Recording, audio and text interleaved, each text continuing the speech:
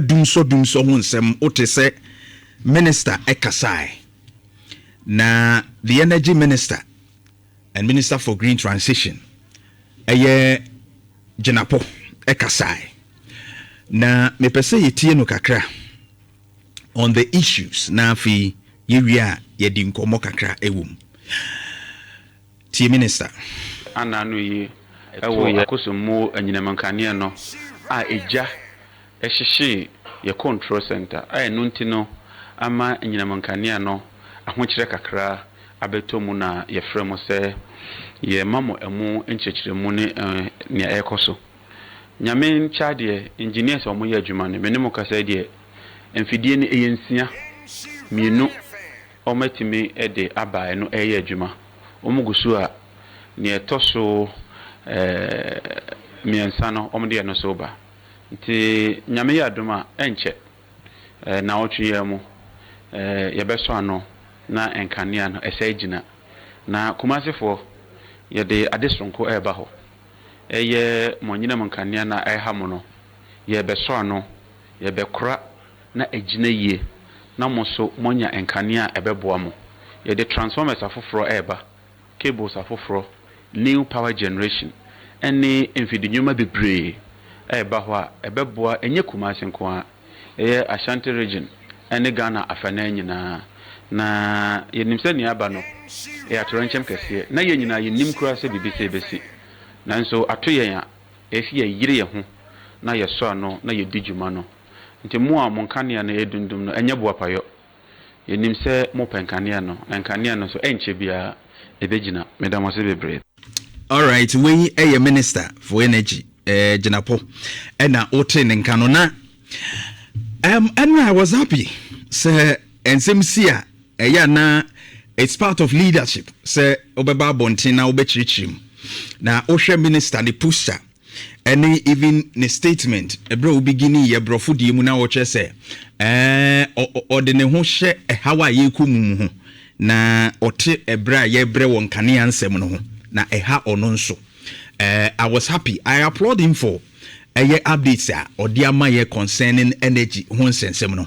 But I believe sir edu baby say amanyofo boat na enoma bi wa mo waye ni kire ye prekoma ye hu say aha na ekusie na sei na de ne tie unze maka kire say Nhyira 104.5 de said ye nsem ne tie no saa na ye ka no na utia with sentence analysis we behwe nsem a wokae no a na ye nim se bibi se be simple enda esi I don't know say bia na or refer to akosombo de no nko ade a fine but akosombo de na edge 1000 megawatts we say no shouldn't be the sole cause of Dumsor ye have we, because if you are having excess capacity yen kania na ye no bro so na yesi ye capacity nyina kura bro 5000 na yesi ye use nkania wo kromu ha kese pa no kura yesi ye use abro so kura no 4000 ne kakra bi e kire wo se nkania ye no anu kromu ha no ebetumi aso ya ma na bro so kura it is akosombo de ne 1000 ni free so kura enisa still nke hu Dumsor enti the reason say as akosombo na ma ye wo sumu no cannot truly be the point, because these problems no ewo hodada yenim se Dumsor issues no starting be February mu ho many ECGPR kra be kasa wa ha and na ye kra ni yenim say ye nationwide until other people were calling between February March almost calling from different regions say almost on kania ye dum so the Dumsor issues started not just akosombo last few days there is more to it than the minister. Emotionally, on say communication, at times you attach emotions to it, and I'm gonna look like I say akosombo no nkwa. Is it people's mind are on it? And I'm happy so was see a better restore akosombo this week. But one thing they say, minister nye bold in country say the restoration of akosombo no. Man kania no nyina so de bia said ye pe no still edundum no be kokoso se ankoso ententem se prefun eye dua ebi enso beti ababe enum. Let the clarity be there. Because yenim say it's not only also about transformers ya yes sanonko. Enokra de esefo one research bia me hu dada, which points to the fact say the Dumsor issues are ekokoko ni nyina ya na ya can transform ani are not the real issues, but yenim issues are ewo krom ha ha yenkane a wonsem bra Facebook Nhyira 104.5 na yenhwa de kakra. This is from Joy News Research Desk. Yeah, from Energy Ministry no ne other agencies a wo ka ho a yenya nkane no etimi so no. Na me pese obehwa de Ghana yenkane na yenya no. Ye wo de edi eye time eno no ye de fam wo ne gas bi ni ade ne ye de agum ne power akoye te se me mfa ne se generators ya ye de power no. Ene ye wo de yenya free nsuom ye hydro power plants eno so no plants BCC so yenya free nsuom akosombo dam ne buini na sefo no ka ho na enhwehwemu no abekire se over Facebook this is the data aha no yenkasa kwa yekasa ne ye di data na to ye ka no efiri nkratam ti achinie bia ni hu wo achinie na de paper foforo aba. Now wo hwe ye power generation a enkane a yenya a eba ye ho no so far Jeff give me the 66% ho no. So far yeah 37% below expected production levels. Entinkane anu a say yensa ka no say o hwemu a even from last month na eswate matches enkane a ye no aba no eswate by 37%. Na ye thermal side no yenyina thermal side no ho eye ne ye de gas no mne sa no ma no ebeye no o hwa expected output na se yenya 2551 megawatts and the current generation ejina 1679 megawatts just say eswate currently so we say operation figures no we are running around 66%. Enti said the enchichemu ni se woko asogli plant ho no a ye 74% not 100%. And that's no betimi abere. Come to Facebook and look at the said the figures in it here. Asogli say o my 74%. Enti wo che wono mu enka ne so mo de maye no mu a say ye du na so mo de maye say o mo maye mu nson thermal plant no eno so say ye du na so mo de maye say o mo timi maye nsia. Car power ono de utimi maye du no 100% e produce. AXA 1 any 2 ni nyina nkabo mu no e maye 41%. Yes o maye nkane edu a currently omo maye 9. Oko pon tema ho no a omo kura de pon de hwe omo maye hwe 0%. Omo maye hwe just say production da fem. Now Amandi e maye 96%. Enti uche mu du omo maye 9 omo de ne ye. Send power enso maye 76. Ti uche mu du a mu nson de omutimi de maye. Senate enokra de 0. Enti wo eye pon ene senate wo na che se ne ho de kun ye nyankane anokra emfrim. Now ubakuma se tema de na anu de omo de bepem he ya. Eno so uche mu du a omo maye nsia. E kire wo se enkane anu a ese enya edi free thermal side ho no eye ni nyina na yenya. There are shortfalls, there are deficits. Enya kosombo shi eneba. The thermal plants no production of the maye no and ukotieti mu ase a gas ni fuel ahodo ese won mu nya didi dwuma no akoye nsempi e wase ho. Ena ye maintenance culture enye sunti no emfidie ni bebre nso acha entimi emmo adwuma ye maye to the maximum capacity no menya eye nkane no. And that's a fact. No kura wo nsem ni mu no. Yanko hydro generation no eye de nsuo ede maye no. Akosombo dam dia ye kan. Ansana eja no ebetum kura ne ntimi maye 100%. into my 100%. There were challenges, and currently, this is a current data. Is running around 10%. Only 2 units here by the but we will not run up to 50%. Blue Dam, MI 77%, and also not up to maximum capacity and a maximum production. Tuche mudu also my enson. Pongies 21%. And the uche mudu my nupe. This is the situation at hand. This is the situation at hand. Both thermal and hydro, your production no ecofem. And this the minister should have been bold. Now but technical term communication and there are technical issues and they are this and they are this. These are the issues. When the fundamental issues, So it's not about technical issues and your friend is saying, but transformers, changing and those kind of things. It is part of the problem, but the major issue has to do with the generation point and the issues we bring if you obey. And most of the issues are acquire financial.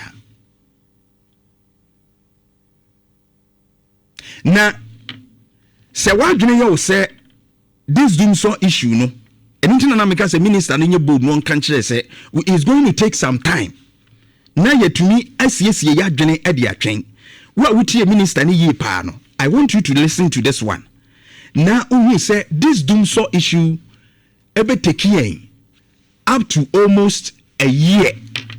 And san yetimi akase bia ye free mu completely. Ebe di beye afe and san yetimi akase ye free mu completely. Listen to the minister. Before the incident, you would attest that last year the power supply was very, very stable. Indeed, we received a lot of commendation following the generation stability and the supply we had. This current challenge came up around February, March, when we started moving into the heat, and some of these old transformers, in the heat of it, you begin to experience it. So that's a record. What has just happened last week, like you said, it's a force majeure. It's something that you do not have control over. And that ties into the last question. Our peak demand is about 4,350, or say 4,400. So if you lose 1,000 megawatts, that's about 25% of the population instantly suffering or being without power. So that's quite significant. But like I said, 2 units have been installed so far. The 3rd unit is on the way.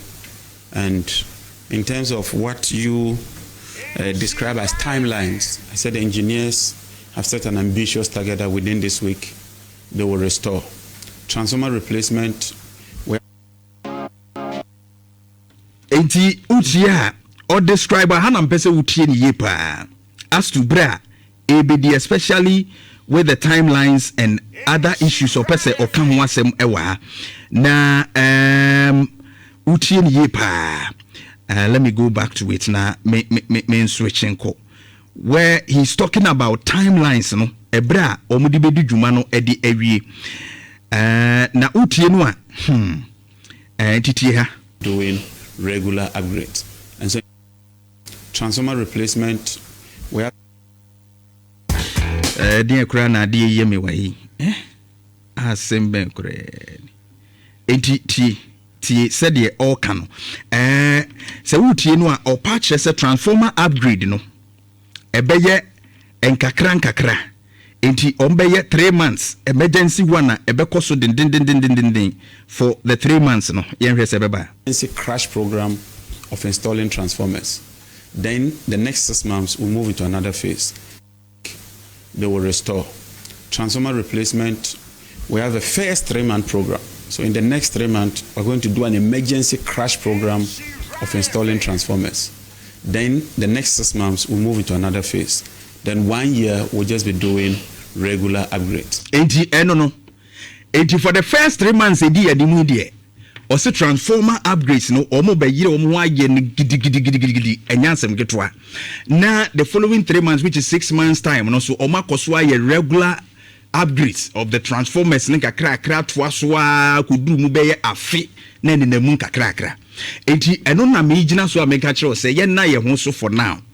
So minister esa wo ma ye hu ni yi. That's why I was expecting say yesterday you be clear with the timelines and I say it is taking us maybe a year to fix the problem. Simple. And then we'll guide you with schedule.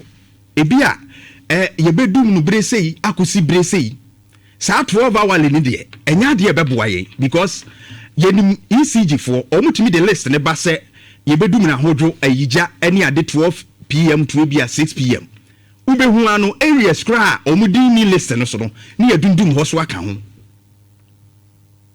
Enti we need to have a regular scheduler. Ebemi yehu say, oh, lies no there this week. Say na timetable net here for a full week. See betumi it has to be a full week. Na yetumi plan yehu ye because when this happens, enye say enkani anko na eni ho e affect your livelihood, economic disruptions, edwedie emu nsem barbering, cold stores. Omo edin kania ye adwuma welders ni other people are and no say almost cost of production cost through because eso tofu egu generator edi ye adwuma omo eni bi kra de no no ma essay. So we need to plan and no more go fa ne door so anu wate so, and we know the effect of this Dumsor because 2014 we lost close to $680 million of our GDP because of Dumsor, because amount for adwuma na nkoso nti better no mukura timi atua to abomai. And so let us have the timelines in here. Let us be clear. Na you said yes boy ho afa. And to the minister, this shouldn't said you can say we never saw this coming. And now you say no. Before the government came to power, no na abida da no akra transformers ya ba ye nim say ye were transformer issues. And the for a year ago, now you didn't see our transformer issues with Krumwa. Because now by that, I'm not Krebia Bar. One minister ya can't say a good potwa. One more entity about 3,000 of them. A Gugu entity ye. And Tina Omode Bayade, there was a problem. And to Yanamon Temwa. And Kenya say, transformers na yemre ankese yes san no bre atwa mu kakra no a ya nya atena ho na afi de bia ginsam kura because machine de che no na afi ya ginsam kura e na afi ne ye ne atutu aka yensam a e ne ye be emergency crack on transformers and all those things. It's not that we didn't see it coming, it was there were signs because abanda da no procure transformers telling us say or how and for 1 year I think you be emergency mirikatuo transformer installation as if these signs were not there. So why the delay? So Jinapo, side news say we never saw this coming. No money at the identity. Akosumbu alone cannot be responsible for that. And the transformer change base we saw the signs earlier by the actions taken by the previous government. We don't want the effect of doing so I how bebre ebe court said year 2012 to 2016 ye fa mu no ye hu bi pen ye waka ni bi esuro me catch us say Dumsor nye na ese eno ma history no even from the 1980s 82 to 84 na nya asem ketwa 98 to 2000 ma church party ni nyina 2012 to 2016 anu ye din chembre ni nyina. But this one there, and actually you say a how be ba. So fix it, fix the system. There are systemic challenges and so to prove you are strong as a minister for the energy ministry, and young kwada ministry biao. To show you are strong for the ministry, no, you need to take proactive steps. Sa poor maintenance culture na ne ye no, ade ne se kura ye behwa mana ginsemu ansa, te se transformer di. We need to install before these things happen. You better na ginsem answer. And then ECG. Mweni nko edmeku a woboti Ghana ha ebo man ka kese pa eye ECG. Kojin kane ya beton no aboka. So we remember a cow mabo. The other time 10 billion Ghana cedis. Jeff Fatu Sumami. 2022. 2021, Kraum lose 1.9 billion Ghana cedis. That is what ECG edumatie. Edimuanin ko ECG for no. Simple. She said they will perform. We will all back the call that they are privatizing ECG. Simple. Because your maintenance coach and yet Adiani say ye beha na say ye agency mu na fia be won say na ye mfa ye ntoma mo ya sinimu na ye nya abotre na ye nya say who is responsible for those maintenance na wanye no ade na say agency mu kura. Because tie almost eto da bia gadgets omo pe no aban so mfa sika ne ma omu tumi twiroko aban mfa sika ne ma sika ni ho no omo de aye yense saniam fix system no Dumsor aban ka ho ECG phones who play part engineers they all knew there were systemic problems ye bu ye ni gu so enedi edudu ba bia yeduru. It's too bad. Then the encote a yes wo adum light. Wo adum light. Hey, just say yetimi akwa ma fe de wo bra Facebook be hade. Wo ni nie. He said de wo ene yes wo dum light. E wa hodwo. Ya kwa. Afi de ye bo wetri su a. Wo yi ene yes wo dum light.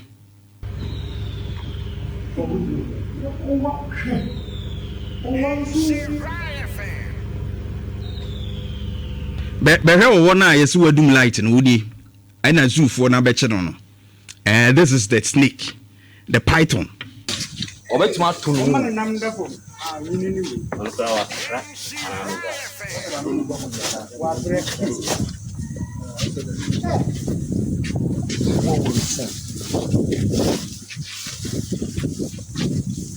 Then the movie are now the lava hot.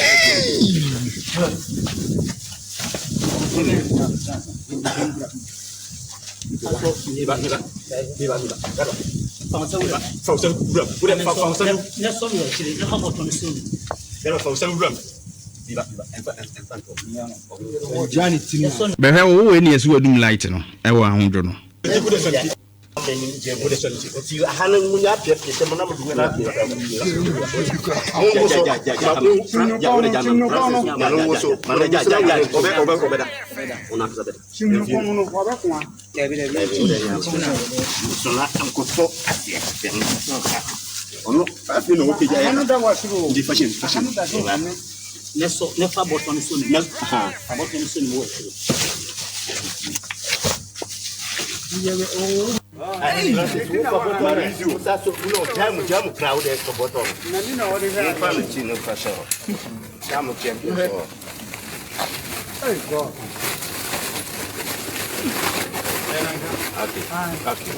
Wa wudum light.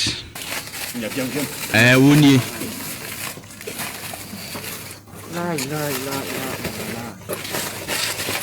You would say how there was some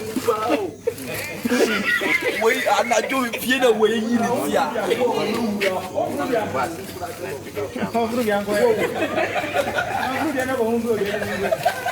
so what Pierre will crowd over.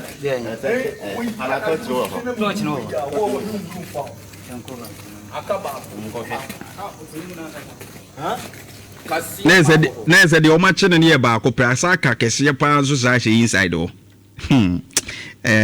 Wonderful. Wo.